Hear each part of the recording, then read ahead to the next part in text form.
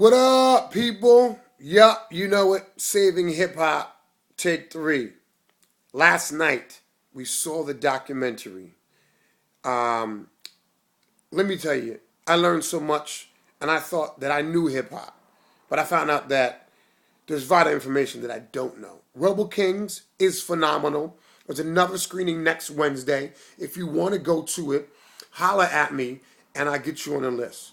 But last night I learned that the gangs in the Bronx were so vicious and had ruled so much territory, and that there was literally no police presence on the streets, and that there was so much killing that a gang had formed called the Ghetto Brothers. And this gang formed strictly for one reason: to create peace.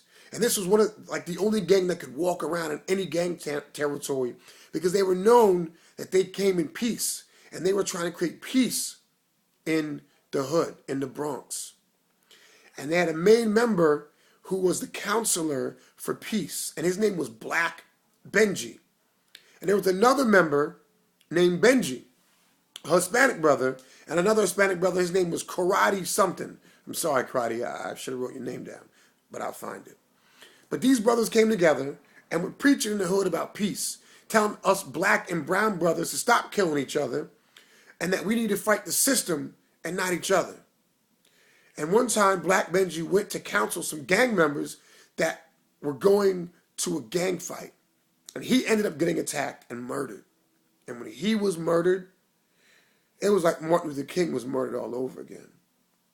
In the streets, the gangs were in an uproar. And there was gangs that were lined up ready to revenge his death.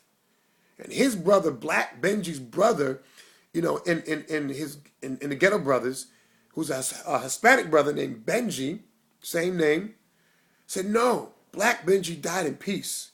We will not revenge his death. We will stand for peace. And he reached out to 42 gangs that were ready to revenge his death and said, let's all come together and let's create a peace treaty in honor of Black Benji. And that peace treaty is what created the culture of hip hop. The Ghetto Brothers were also a live music band. They would play soul. They would play salsa. They would play American pop music to cater to all genres of people.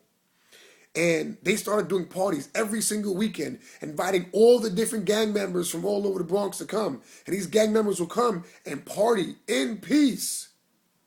And this is what started the culture of playing jams in the park. This one band, the Ghetto Brothers.